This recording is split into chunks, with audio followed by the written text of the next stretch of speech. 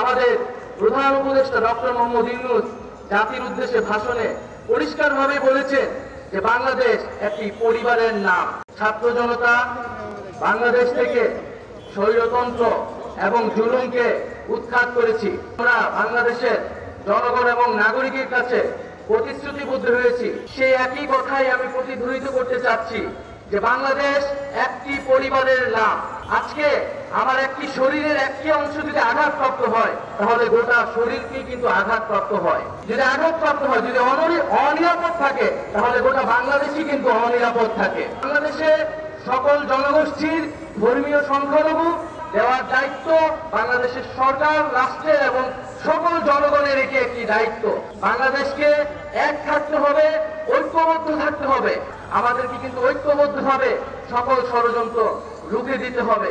খুবই ন্যাক্কারজনকভাবে সাম্প্রদায়িক হামলা হয়েছে, সংখ্যালঘু জনগোষ্ঠীর উপর নিপীড়ন হয়েছে, তাদের সম্পত্তি লুট করে নেওয়া হয়েছে। যারা বিচার করবে তারা এই ঘটনাগুলোর সাথে জড়িত ছিল। যার কাছে আপনারা বিচার নিয়ে গেছিলেন তারাই কিন্তু এই ঘটনাগুলো ঘটিয়েছিল। যখন ভোট নেওয়া হয়ে যায় তখন কিন্তু আর তাদের কথা মনে থাকে না। হামলা হয় তখন সবাই প্রতিশ্রুতি দেয় যে বিচার করা হবে, কিন্তু কোনো একটি বিচার কিন্তু আমরা দেখতে পাইনি এই বাংলাদেশে। যদি এই নতুন বাংলাদেশ ইনক্লুসিভ না হয়, সেই নতুন বাংলাদেশে আমরা সকল জনগোষ্ঠীর সমান অধিকার এবং সমান মর্যাদা নিশ্চিত করতে চাই। যে বাংলাদেশের ইতিহাস কিন্তু সাম্প্রদায়িক সম্প্রীতির ইতিহাস। আমাদের ইতিহাস ধর্মীয়, আন্তধর্মীয় সম্প্রীতির ইতিহাস, এবং আমাদের যে একতা, জনগণের প্রতি একতা, সেই একতার শক্তিকে কিন্তু সামনে নিয়ে যেতে হবে। আমরা কোনো ধরনের ধর্মীয় পরিচয়ের ভিত্তিতেও কোনো ধরনের বৈষম্য এই বাংলাদেশে মেনে নেব না।